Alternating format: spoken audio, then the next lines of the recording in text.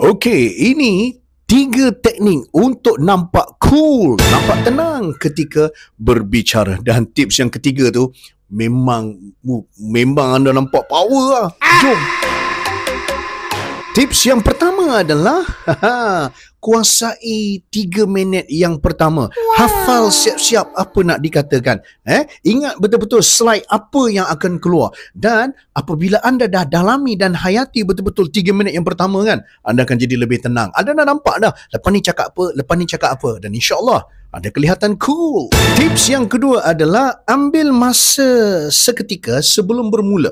Berhenti sekejap, 3 saat. Kita diam, lepas tu kita mula. Nampak cool, nampak tenang, nampak kita kuasai keadaan.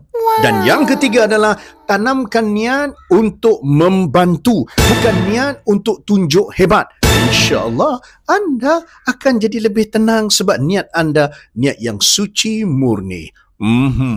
Apa? Nak jadi seorang komunikator yang cool, yang tenang, yang profesional?